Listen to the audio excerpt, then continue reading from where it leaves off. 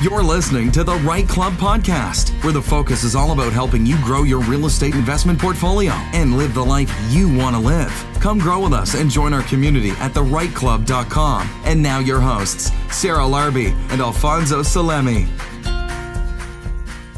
Hey, REITE Club Nation. It is Sarah Larbi and Alfonso Salemi here, and we are back for another exciting episode this week. Hey, Alfonso, how are you? Hey, I'm doing great, Sarah. How are you?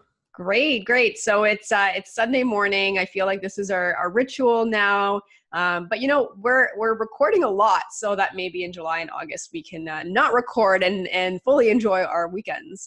Absolutely. We're only going to record in the summer if we're on location on like a nice warm beach or a cottage, maybe somewhere on the beach. Yes, maybe one of our cottages. Not that we don't enjoy doing this, but it's going to be nice to be able to get away for a little bit when it's warm. That's right. And you know what? I'm having so much fun recording these podcasts, interviewing such amazing people that are doing all kinds of amazing stuff. And today Scott's interview is really great. I know, he's kind of in the same boat as you, right? Still working a full-time job, but definitely working the side hustle, investing, knowing that you gotta start somewhere. He said it in the podcast. He regrets a little bit starting late. But there's no time like now. There's no reason to start. Start somewhere. Start learning. Start figuring it out. Seeing what's the best for you and take that step, right? Absolutely. And, there's no such thing as late, because at the end of the day, I mean, he still has lots of time forward ahead of him. And what's really cool is recently he went to part-time. And so I want to say, that's a huge accomplishment to be able to take a full-time career. He's been in the corporate world for 25 years. And recently was allowed to take his full-time work in the office and be able to do it remotely on a part-time basis. So it's really inspiring. Like, he's an awesome guest, and I love his strategy. The BRRRR strategy, as you guys know, is my fave, but he's doing it with basement conversions. And so we get to hear what some of his insights are, what he looks for in terms of basement conversions, and also hear some good and some bad stories, because he's had some bad ones in the past as well, where great learning experience, but it's not always rainbows and butterflies. That's right. Yeah, and he talked about even the rent to own, right? Obviously, when that space, you hear all different. As soon as I say, "Oh yeah, I do rent to owns," everybody's got some type of story, and and it really breaks it down to show the difference of.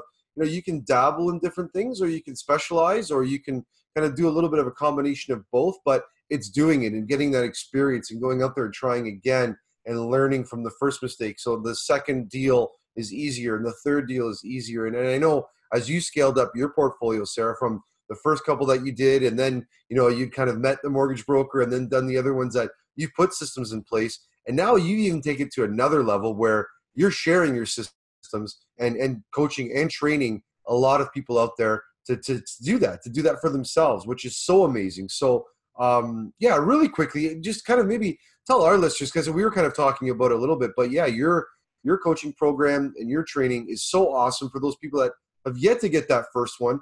It's someone walking through that, guiding the steps for those things that you've already put in place, right?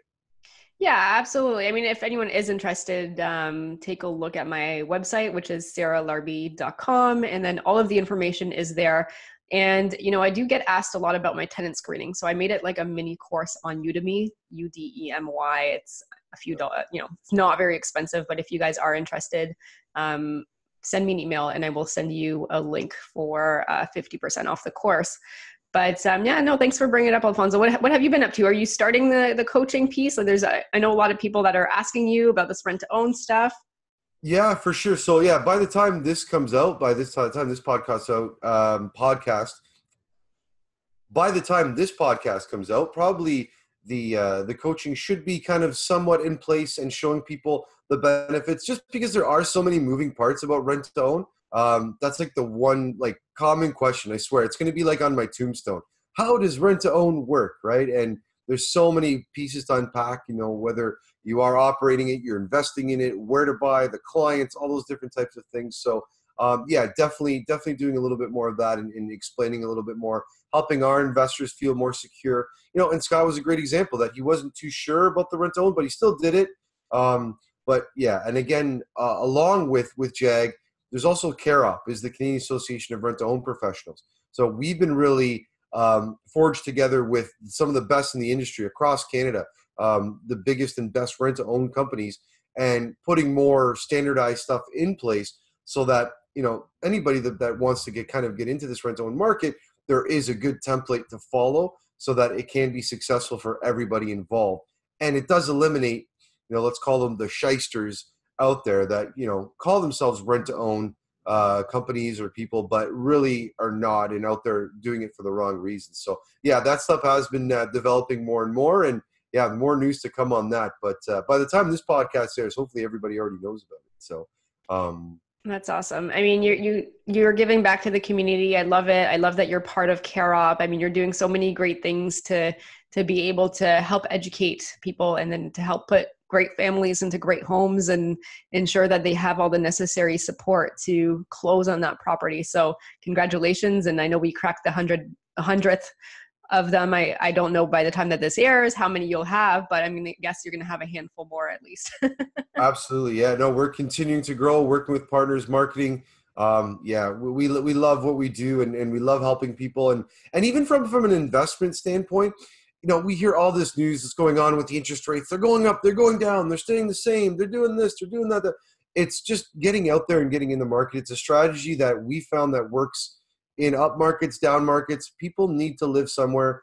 The same way for the rental properties, right? People, if it's getting harder to qualify, well, that means more renters, right? So it's good for our business. But just think of us as real estate investors, who we like to think that, we're educated, or at least we're in the know about stuff that's going on.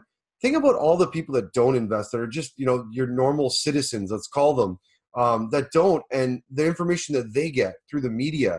And, what we're really trying to do is that you can take control of your own finances, your own financial security through real estate, whether it's just owning your own house versus renting it, right? So we're really trying to educate. And that's why I love the REITE Club so much, is that we're full, like the whole club, where all of us is, we all want to share. We all want to give that knowledge that if I made a mistake, I want to go and tell you and say, hey, I made this mistake. Don't go make the same mistake.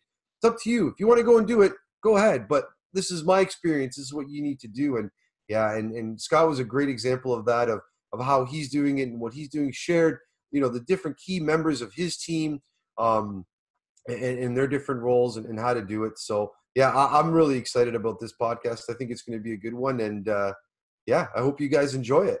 All right, let's play it. Hey, Scott, how are you doing? I am doing awesome. How are you guys doing? Excellent. So I'm really excited to have you on the show. You come to the REITE Club often, and you've networked a lot, and I wanted to provide the opportunity for people to get to know you even better. And I'm sure they're gonna be excited about all the insights and the knowledge that you're gonna bring. Before we get started, can you give us a little bit of your background and maybe in like 30-foot view, what it is that you do? Sure. Well, my name's Scott Zandbergen. I live in Georgetown, so just outside of the GTA, or in the GTA here, just north of Mississauga. Full-time corporate guy. Been working for about 25 years, and started my side hustle real estate about 5 years ago. And I think, as is the case with lots of people, the side hustle starts to become a little bit more of your time, and so I'm loving it. I'm continuing to grow my portfolio and add partners and things like that. That's fantastic, Scott. Yeah, thanks so much for joining us today. So tell us maybe a little bit how you got started in the side hustle that you call, or how you got started in real estate. Yeah, so for me, it was, just being frustrated with the poor performance of my investments before I started in real estate. So, I do what a lot of people do. I was contributing to RSPs through my employer, and, you have to do that because when your employer matches what you put in, you're crazy not to do that. But as a result, I was really starting to watch the performance of those funds over, 5 years and then 10 years and beyond. And I was realizing that the only growth that I was seeing in that portfolio of money I'm putting in was the money that I was putting in every month, right? That's the only growth that was happening. It was really nothing happening from a market perspective. And so at one point, kind of the light bulb went off for me and said, I have to I have to grab the bull by the horns here and do something about this myself, because, just throwing your money into, whatever fund and hoping for the best is just not a good strategy. So yeah, I just decided I'm going to learn this myself. Took some courses, attended some networking groups. This goes back to probably early 2014 now, maybe even late 2013. And just started educating myself. And so that's kind of how I got my start. Okay, that's awesome. And now from the time that you started educating yourself and you said maybe this is a better strategy than just essentially losing money with inflation, just putting it into the market, what was your first deal? So the first deal, we moved really fast. So we bought 3 single family homes in the span of 3 months. Because I'm one of these people that when I kind of get my mindset on something, I just do it. And I was really kind of kicking myself a little bit that I wasted so much time not doing anything. And at this point, like, I know I've listened to a lot of the guests on your show, and there are a lot of folks in their 20s and 30s that have, taken, massive action. And I just am so envious that I didn't do it when I was that age. I started when I was about 40. And so for me, it was buying those first 3 single family homes within a span of 3 months. And at the time, I was only really interested in rent to own because that was a little bit more popular back then through the networking clubs that I was part of. And so I did. I was essentially looking for rent to own or tenant buyers. And then that's a whole separate story how those kind of unfolded in the end, but we can get into that if you like. Yes, let's get into that. That's absolutely. I love talking about rent to own and the different strategies, the different ways people do it. So yeah, why don't you walk us through a couple of those rent to owns? Yeah, Alfonso, you're the RTO master. So I wish I would have met you 5 years ago. So I wouldn't say they were bad. I think we probably, as first-time investors back then, we make that common mistake of not vetting the tenant enough before putting them in the property. And that's even more critical, I would say now in hindsight, with the rent to own, because they need to be a tenant buyer and they need to qualify for their own mortgage within that 3-year term or 2 to 3 or 4 year term. And so of the 3 properties that we were actively, putting together as rent to own deals, one tenant changed their mind and decided to just go straight rent, and we were fine with that. And then the other 2, we did rent to own deals. So the second one, which was a rent to own, after about 18 months, the tenant stopped paying rent, and so we started chasing him down. And he was communicating with us, said, "Hey, unfortunately, I'm having a problem here." And so we just kind of came to a mutual agreement that, you're going to have to go here because obviously this isn't going to work out. So he left. And so then we re-rented that place to a straight rent tenant. So that was the second RTO down. And then our third RTO, which was still operating, went the full duration of 3 years. So we were like, success. We got our first rent to own. It's going to come to completion. We're going to sell this house per the agreement that we had on paper. And what happened in that case was, despite all of our best efforts of staying on top of that tenant buyer to get his credit approved and ready to get financed and all of that, he kind of went dark in that final 3 to 6 months. He didn't communicate with us. He kept paying his rent, but then suddenly things went really crazy. Like he missed the end of his term, and he didn't fulfill his end. So we ended up doing like a cash for keys, and he had to go. And we actually ended up having to give him a fair bit of his money back to get him out. But it was a situation where he just could not get financing. He got a little psychotic on us. Let's just put it that way. So he went away. We moved on. We sold that house, and we did really well on it in the end. Anyway, so those were my first 3. They were all rent to owns. From that point forward, I haven't really done any. I wouldn't be opposed to them. In fact, in this climate, I think with the new mortgage stress tests and whatnot, it might be worth looking at those again. Now that I'm a little savvier, I think, and will have learned a lot, I might actually revisit that. Yeah, absolutely. And when we talk about rent to own to anybody, we always say that is the most difficult part. It's not so much managing the property itself; it's managing the people and the clients involved and walking them through the program. And it's tough because, what's that old saying? You can lead the horse to water, but you Yeah. can't make it drink. And, you know, we try to give our clients, and I'm sure you did as well too with your tenant buyers, every opportunity to improve their credit, to help themselves out and get on that. But if they're not willing to help themselves, you know, it's hard to predict that ahead of the rent to own program. So there's definitely a lot of different ways to go about, but like I love the way that you're doing it was the tenant first mentality as well too. So I would say I learned a lot. That was a really, really good learning experience. And in the end, you know, we still had the asset, we still had the houses, and, you know, 2 of them I still own to this day, and they're doing well. I mean, they're single family homes, so they don't cash flow super well because, you know, they're more expensive to carry. But good learning. Yeah. And I think, you know, you mentioned your age and when you got started, and we always talk about that. Sure, the best time to buy real estate was yesterday, but the next best time is today. You can start today. You can go out and do that and get started in real estate in whatever strategy that is, to get out there and to do it. And like you said, you know, you're going to make mistakes. There's the second time, third time, fourth time around. There's going to be improvements that you make in your process to carry on to get that success. So I guess these days, so, you know, you moved out from the rent to owns, you said you would entertain it, but what kind of strategy or what type of investing are you doing in your business right now?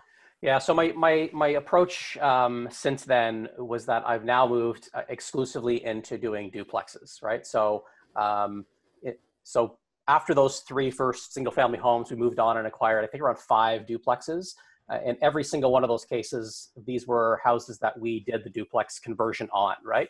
So I continue to be enamored with that approach because I think it's like any strategy. Once you kind of figure it out, and once you realize how best to do it, to get cash flow that you're happy with, and to figure out how to finance these things, it's like I just want to wash, rinse, repeat at this point, right? I was just saying to Sarah before we started recording here that I just a few days ago got an accepted offer on another one, and it's just you start to know what the right profile of a house looks like in your mind, right? So it's this kind of a bungalow, roughly this square footage. These are the towns I'm looking in, and when I see that, I tend to want to move really, really quickly, right? And then do the full duplex conversion, get it legalized through the city, and then rent them out, and then, of course, I do the traditional, you know, I like to refinance them as soon as the opportunity presents itself, pull out some money, and then roll that money forward into the next deal. That's really interesting. So I have a lot of questions about that. But just on average, just because I'm looking at a few different options, and you know, that's one of the things I would like to do as a next opportunity with the JV that I have actually partnered with. And on average, like you've done 5, you mentioned now. Yeah. What is the average cost? And I know it all varies, but the average cost of doing something like this? It definitely varies. So I'll tell you at the top end, the most we've had to pay for a duplex was a pretty big footprint of a house. The top floor was about 1,500 square feet. The basement was about 1,100, maybe closer to 1,200.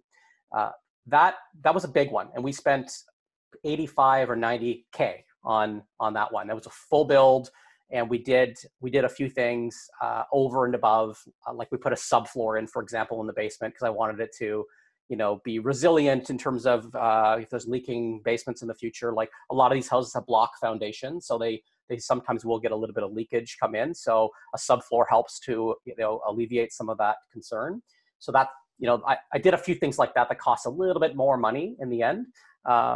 You know, put bigger windows in, you know, obviously you have to go to the egress style windows for permitting and for to pass the city inspection. So we did that throughout. So we actually went pretty nice touches through this particular one I'm thinking of right now. And in the end, though, you know, it turned out really well where we managed to rent it out, and that particular basement we get $13.95 a month on plus utilities. That was the top end. The low end, I would say, probably the lowest I've ever spent on getting a house legalized was probably about 50. Okay, so 50 to 80 is on average. Now, Alfonso, when you go to finance one of these, do you let your mortgage broker know ahead of time, okay, this is the property, this is what I want to do, I'm going to want to refinance? How does that work financially, like for the financing piece? Yeah, absolutely. So I go into the conversation with the broker around, here's the deal. Let's say the house is $350,000. I will come to the broker with my quote from the contractor to say, okay, it's going to cost us $75,000, let's say, to convert it to a legal suite and to do whatever else we want to do. Maybe we want to put a new kitchen in upstairs or whatever that is. And I will go to the lender that way. And then the lender to the broker, and the broker works to find a lender that will give me a purchase plus improvement mortgage, which is essentially where the lender will finance up to 80% of the renovation costs.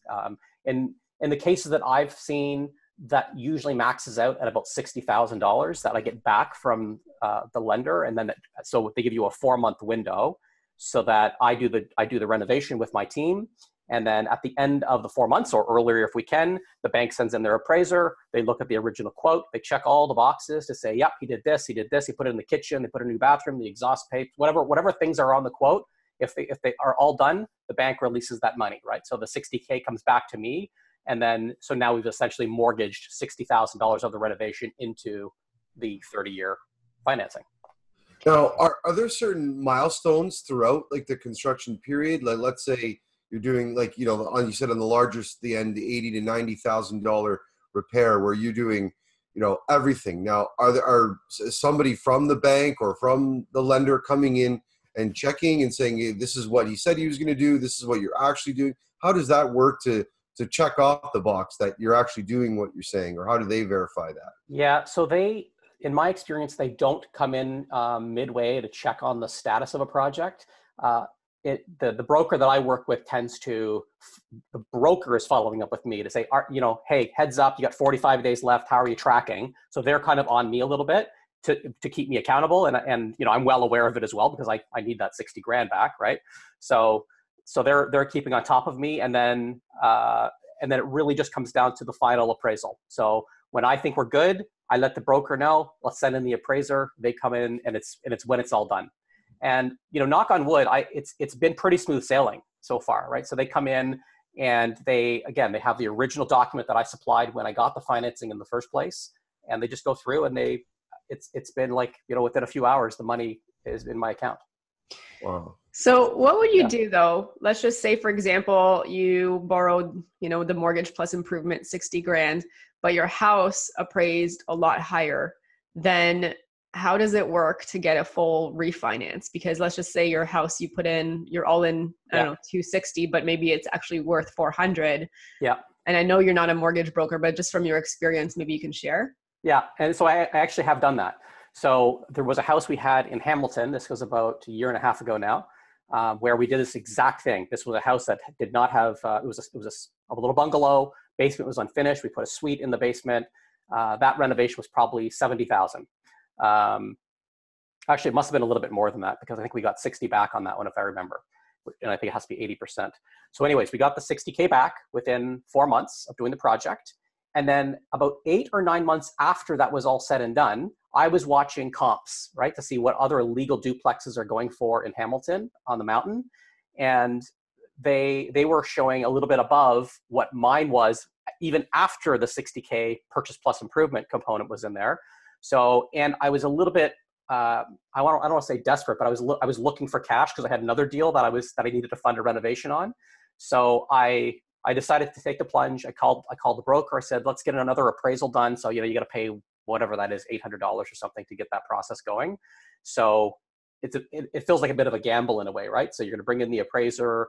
They came in and they appraised the place. I'm forgetting the actual numbers on this one, but it came in at somewhere like 510,000, which was 40K over what my other mortgage 80% LTV was at. So I pulled another 40 grand back on top of the 60 that I already had, right? So I kind of layered in that strategy, right? So I did the purchase plus improvement to finance the renovation, waited a little bit of time. There was appreciation that happened.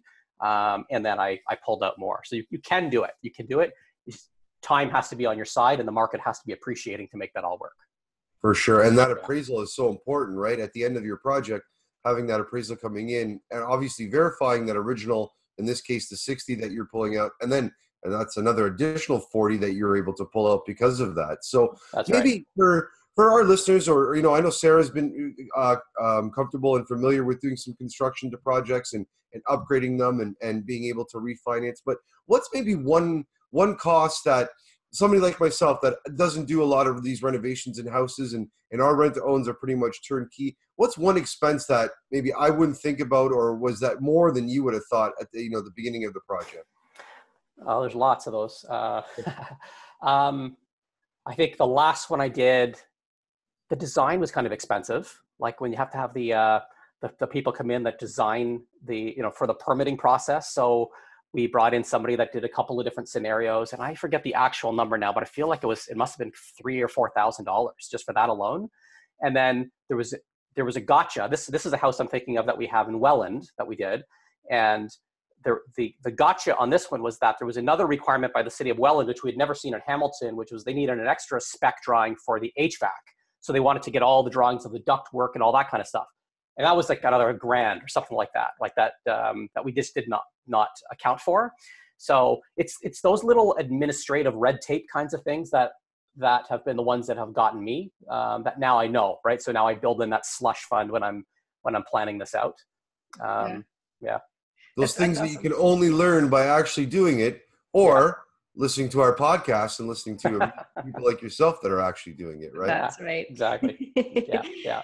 So Scott, what is your ideal duplex conversion look like? So I know, and I'm going to preface this by saying all the municipalities, all the cities probably have different criteria on what they will approve or not. But maybe just give us a general idea in terms of like maybe parking and height and ceiling, windows, etc. Can you let us know, like if somebody's new and they're like, hey, I want to do this in my town or whatnot, what are some average things that you see consistently in the few that you've done? Yeah, so it has a lot to do with the city, obviously, because every city is different. I mentioned Welland a minute ago, and we're continuing to invest in Welland because the city has been very progressive and proactively going after the investor community to say, hey, we're open for business, coming to meetups and whatnot. And so the things you obviously look for are, yes, of course, parking matters. So, one of the duplexes I did in Welland, I had to spend the $5,000 to widen the driveway, right? Actually, back to your point, Alfonso, there's another expense I didn't quite think of right away, right? Because I think some cities let you do tandem parking. I think it's St. Catharines. Welland, you have to be side by side, so we had to widen the driveway. Of course, ceiling height is the one you always have to be most careful about. I always love it when you go on a tour of properties with a bunch of investors. Sometimes you visit 3 or 4 houses with your coach, your realtor, and you walk in the door. You're with investors when nobody cares about the main floor. They go straight to the basement, right? Everybody's in the basement looking around, talking, measuring. And then somebody says, hey, anybody check out the kitchen on the main floor? I'm like, no, we don't care about that. So ceiling height matters a lot. So, basically 6'5" ceiling height is kind of what you're looking for. You have to watch out for where the ducts dip down sometimes right before you get into the furnace room. Sometimes the ducts will dip. And I think depending on city, you can get away with 6'1" right under the ducts that we've seen.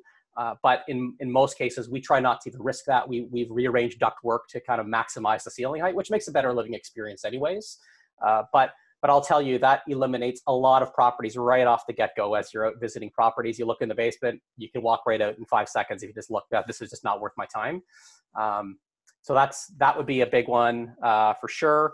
And then, obviously, I think the other one that we always want to do properly is the electrical, right? So making sure that the panel can handle 2 families. So upgrading it to 200 amp service, completely splitting the panel. So you have an upstairs panel and a downstairs panel, so that they can pay their own hydro, right? And put it in their own names. That's the best scenario. I do have an example of one property where I don't have that, where I have one electrical panel for an upstairs family and a downstairs family.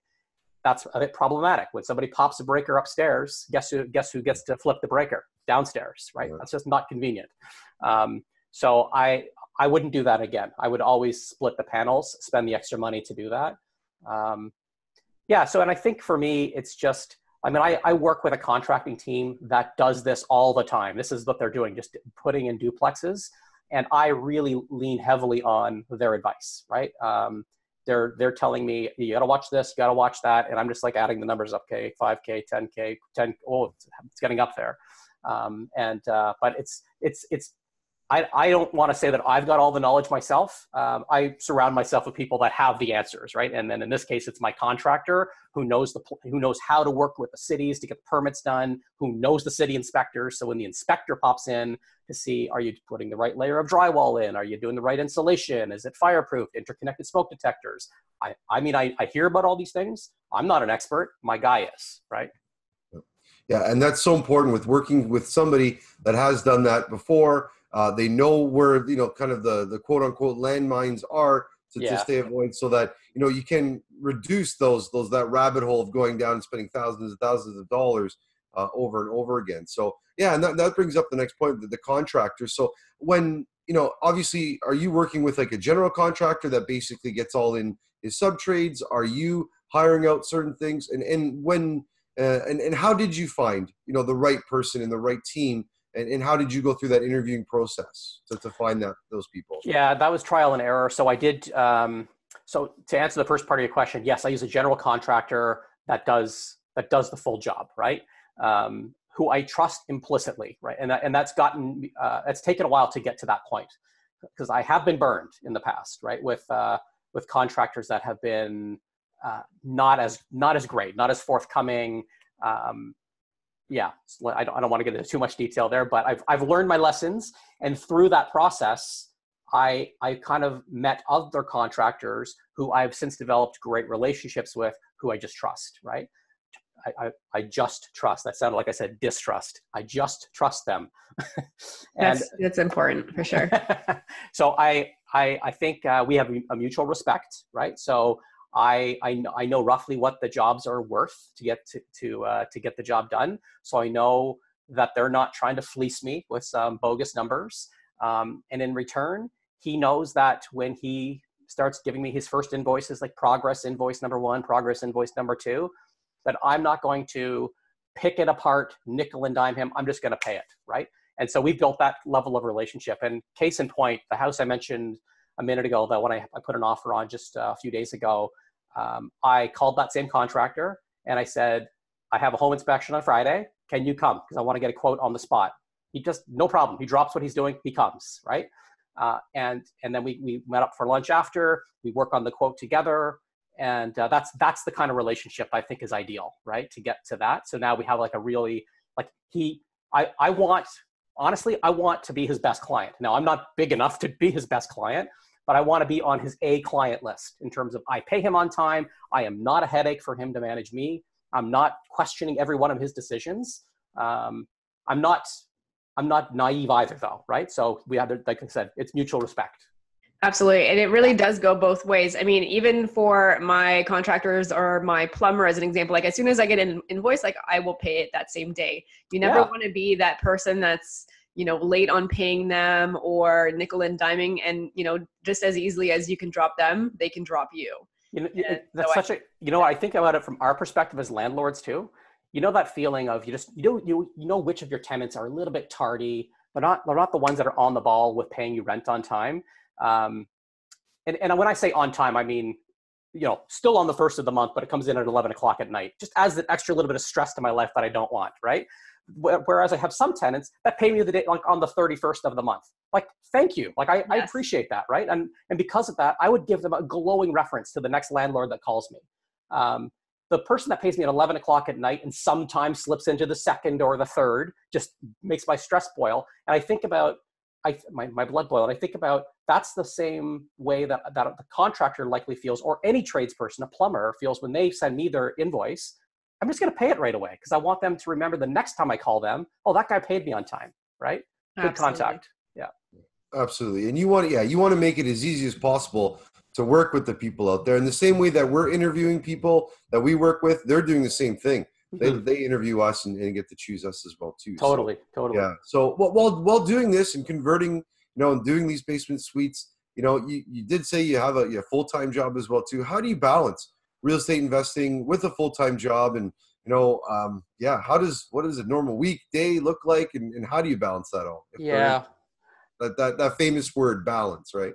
Yeah, I think what I would say to that is, yeah, so I do work a pretty busy corporate job, and I've been in the same industry for 22 years now, technology business. And let's just say I have a really good texting relationship with a lot of people, right?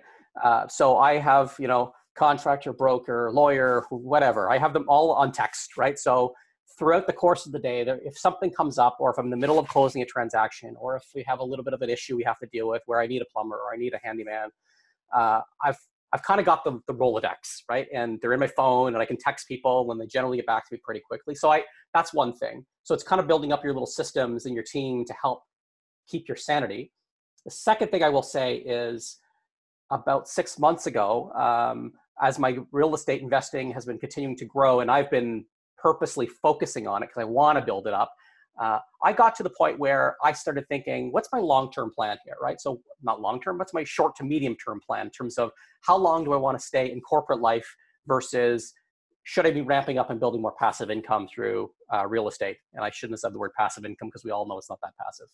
But and so about 6 months ago, I went and had that conversation with my boss, and we changed my role as a result, right? To say, because I put my cards on the table. I said, look, I still need this job, but I don't want it to get in the way of what I'm also trying to build for my personal, my side hustle, my entrepreneurial drive that I have, right? I don't want this job to get in the way of that. So he was awesome, and he gave me the opportunity to change my role up, go part-time, and work from home. And so that's kind of what I'm doing now. So I still go to the office, which is about a 40-minute commute, maybe once or twice a week for when there's a meeting I have to be at. But for the most part, I'm working remote. And I have strong ethics. I'm working my tail off for this company still, right? And even though I've kind of been qualified or classified as a part-time employee, I'm probably putting in closer to full-time hours still. I'm just keeping it real. I'm still working at my tail off because I want to keep the income and the T4, which gets me mortgages, right? So that matters. And so, but it's also giving me that flexibility so that if I know I have to be at a home inspection on a Friday morning, that's not going to be a problem. Right. Absolutely. And I mean, work ethic and drive and all that stuff. I mean, obviously that's why you have the opportunity to do what you do, because, you've been there for a while and you've proven that you can do the work. You do the work. I mean, similar like me as well. Like I've earned the trust. I've earned that based on all of the stuff that I've done. So it's nice to be able to have a little bit more freedom, to be able to, work from home if I need to work from home on a random day. But, that doesn't happen overnight. So I'm glad to hear that. And congratulations. Thank you. Yeah. I always tell people, your reputation is everything, right? And that's your reputation in this circle of, real estate investors, but also in the industry in which you work, right? And so having great relationships with your colleagues and your peers, it's what gave me this opportunity to have a little bit more flexibility because I put in the time and I've been in the industry, like I said, 22 years, current company, 4.5, something like that. But as a result, I think it just some of those opportunities may not have presented them to me that way had I not have really kind of stuck it out. Awesome. Yeah, absolutely. And that's key, right? Is that you're getting the best of both worlds. You want to make sure that you're maintaining that income so that you can still qualify. But you do have that flexibility that, like you said, you can go out to an inspection or go view a property or go and have coffee with your contractor to talk about a future job. So that's a good healthy balance. So exactly. I guess, you know what, like you've had a few different experiences with rent to own, now the basement suites. I guess, what are some, negative or bad experiences or, for those maybe people that haven't invested in a property before and they're scared because they hear about the horror stories and things like that. So we love hearing what's the worst thing? What's a bad experience? That you had? I mean, in 5 years time or so that I've been doing this, the worst experience is actually the one that I referred to at the beginning with that first, the RTO deal where the guy stayed on for 3 years and then didn't work out. And I just say it was the worst because it got really, really nasty. Like I'm talking, multiple trips to the LTB. I'm talking a police report filed against a partner of mine who was at the property to serve an N4, like nasty, nasty stuff, right? So very, very unhappy tenant that I think realized that he did not have an opportunity to to buy this house that he thought he was going to buy.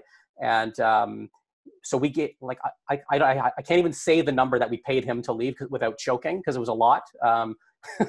But it was worth it in the end, because when we sold the property, we still cleared like $150,000, right? So I mean, it all worked out in the end. So you have to kind of keep the end in mind.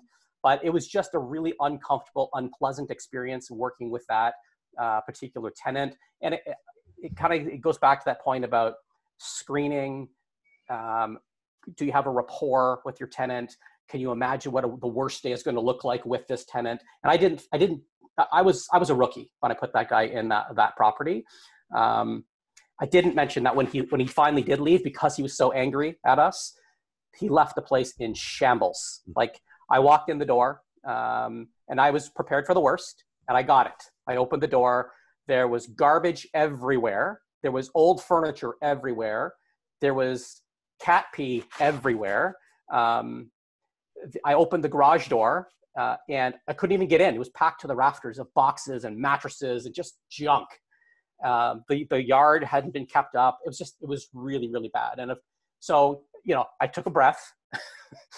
I was like, all right, this is going to be a good learning experience here. And so I called in a junk removal company. They quoted me $3,000 to take everything away. And I said, okay, I think I could probably be more creative than that. So instead, the same day, I posted an ad on Kijiji. And I said, free for all garage sale. There's a lot of junk in here. Come and get it. And I said, I'll be there at the house I think it's between 12 and 4 tomorrow. I showed up at the house. There was a lineup at the door. People coming in, just junk collectors, picking through garbage. They hauled almost, I would say 80 to 90% of the stuff was hauled out of the house. Some guy found a PlayStation 4. I'm like, oh, I should have found that myself. Oh, well, you take it, man. Anyway, so like there was just all sorts of like junk, right? They cleared it out. And then that's then kind of but the next step was, okay, now we're going to hire the cleaners, get rid of the rest of the garbage. So we saved ourselves a bunch of money up front. We put in a little bit of our own sweat equity, did a little bit of cleaning. I hired a deep cleaner. I hired a realtor, a stager, photographer. We did it all. And then we ended up with a really, really good outcome in the end. And the property looked amazing once we went through all that. But I will tell you, when we first walked in that door and the stench of the cat urine and the garbage, it was like, oh my God. I think I love that. When we talk to, different investors, across different strategies, that seems to always be like the cat pee. Like, that's always seems to be the common thing, right? Like a lot why cat pee, right? I don't know. I think it's with tenants. I think with every tenant, you have to own a cat as well too. And nothing against cats, but you shouldn't have like multiple, and yeah, you should be able to take care of them. But I think, the point that I take from what your story is yeah, you looking at it and in your mind, that was like a worst case scenario. Like, oh my God, what are we going to do? And, you take a step back and you say, okay, here are the things we need to go about. I'm sure you're not the first person that have experienced it. You won't be the last that has gone through that. Somebody else has walked through that path and done that. And, ended up making lemonade out of lemons, right? And, and turned into a positive experience. So real estate is very forgivable in the long term. That's right. And I think as you keep reminding yourself of that, and you keep the end in mind and where this is going to go, and you realize this is not that big of a deal, right? In fact, this happened in the fall, right? And so this was shortly after I had a little more flexibility in my day. And so I kind of like took it as an opportunity, like, you know what, I'm going to go out to this property. We put rent a bin, put it on the driveway.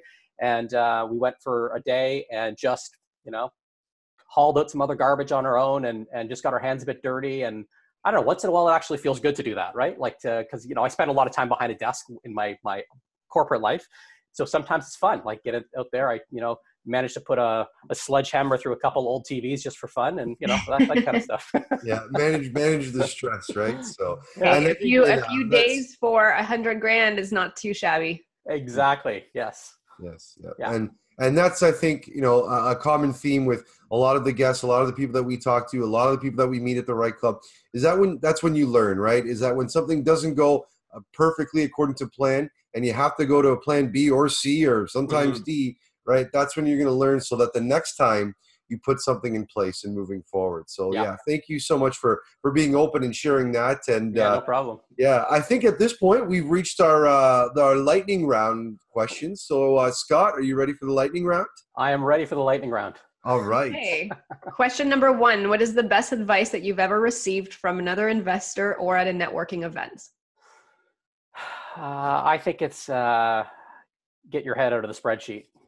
Like stop thinking and take some action. I've heard that multiple times, and I continue to hear it, and it continues to inspire me because I want to keep pushing myself to do another one, take another step, do another one, and it is easy to stop and always think and build awesome spreadsheets and then get lost in it, right? So keep taking action. Yeah, I love the people. Well, I jokingly love the people that always say no, right? The no, don't do that, don't do that. And you can give perfect advice telling people never to do anything because you're never going to do anything wrong, right? But you're never going to do anything right either. So exactly. All right, question number 2. What is your favorite real estate investing resource? Well, I will first say I learn a lot from podcasts. So I listen to every podcast I think I've available in Canada, at least, that's real estate related, I listen to. But the best resource I would still have to say is my network, right? So that's where I get the most answers to my questions when I'm stuck. I don't feel stuck most of the time because I know the answer is there. So it's the team, the power team or the dream team around me.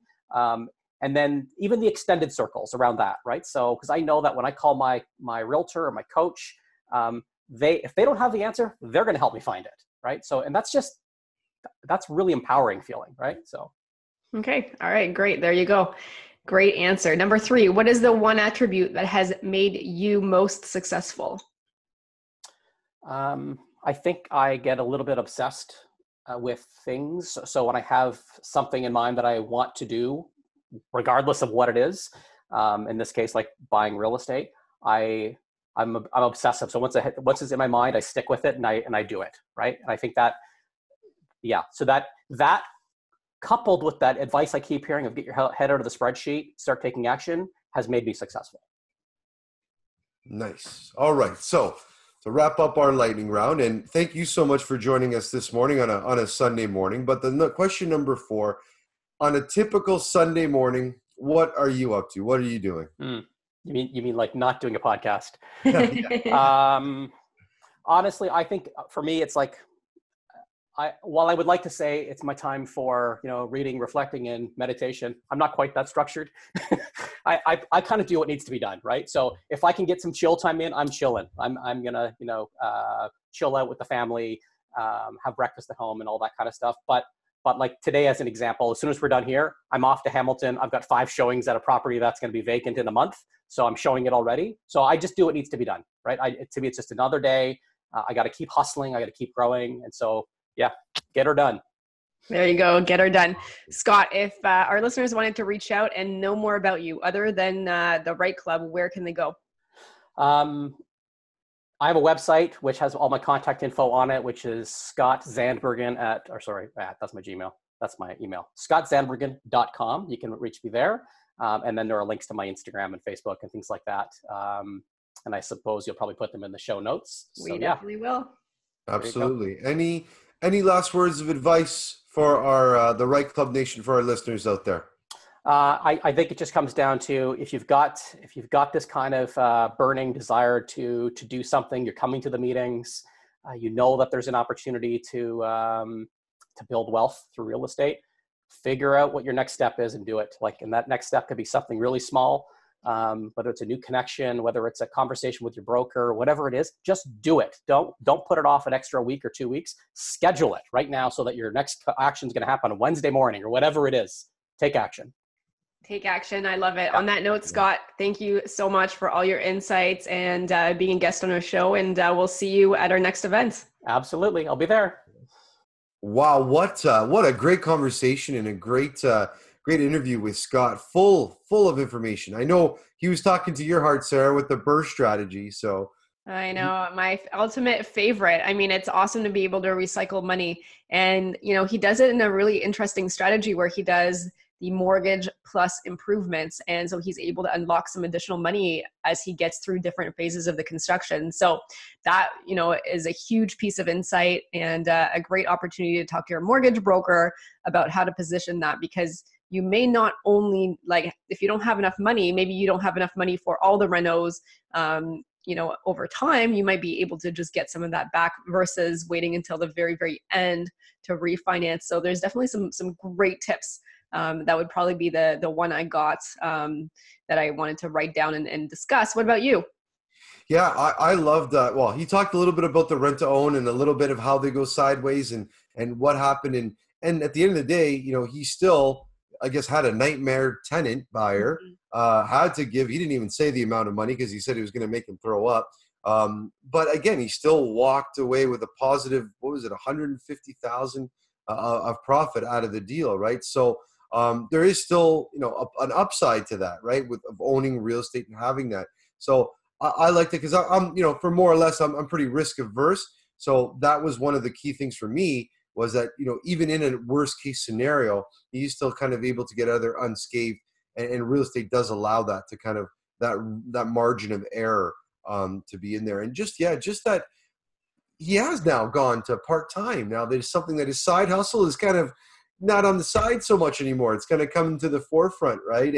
And doing that. And I love that, and empowering and getting that time and owning your time. And yes, it's hard work. It's not like, oh, I work for myself and I'm just not going to do anything and quit and retire. And that's not what it's about. It's about having that time. I always joke around. I work 80 hours a week, so I don't have to work 40 for somebody else. Right. So just the fact that he is able to progress and, you know, with a number of properties and now going part-time and he's been in an industry for 20 years. It sounds like he still likes what he does. But now he has that flexibility to also do more and more real estate. So Absolutely. I mean, it's really inspiring. I mean, he's, you know, built something incredible in only 5 years time. So I think that, you know, if you're listening to this and you're saying, oh, you know, it might be too late, or how long is this going to take? I mean, it is definitely a slow game, but in 5 years, I mean, you know, look at where we were 5 years ago, you look where Scott was 5 years ago. I mean, you can really create a different life for yourself. And it really doesn't take a whole lifetime to do it. It's not going to be a year or two, but you know, you definitely can change your life in 5 years. And I thought that was, you know, great that he started only 5 years ago and he's accomplished what he's accomplished now. Yeah, that's right. Those small steps, even if it's just a little bit at a time, looking at 5 extra deals a day, talking to 3 extra people, you know, little by little, it's a patience. And, you know, and that's the whole thing is, you know, you hear different people on different stages, not on our stages, but, you know, practicing, you know, getting rich quick now, and you can do it now, and overnight successes. Yeah. And like you see all those overnight successes, it takes like a number of years to become an overnight success, right? So it's keep grinding, keep doing it, and kind of trusting in that process. And yeah, he's a perfect example of that. So yeah, guys, we really hope that you like the podcast. Definitely go on iTunes, rate, review. We're on Stitcher. I don't even know all the different spots, but get out there, whatever way you're listening to this podcast right now, please rate, review it. We love the emails, the feedback that we're getting back to us. We're getting emails right at us. Alfonso at the REITE Club. There's Sarah at the REITE Club. So emails, but definitely go and rate and review. It helps bolster up the podcast so more people can see it. We want to help as many people as we can. So don't keep us a secret. If you liked it, you like what we're doing, please share, rate, review, and tell us what you want to hear more of or less of. Absolutely. Awesome. Thank you so much, Alfonso, for being a great co-host. And you guys, if you want to send us an email or come to our club, feel free to let us know if you haven't been there yet. So thanks so much, guys. See you next week. Bye. Thanks for listening to the REITE Club podcast and joining our community of real estate investors online at thereiteclub.com, where the focus is about helping you grow. We look forward to seeing you again next week. Thanks from your hosts, Sarah Larby and Alfonso Salemi.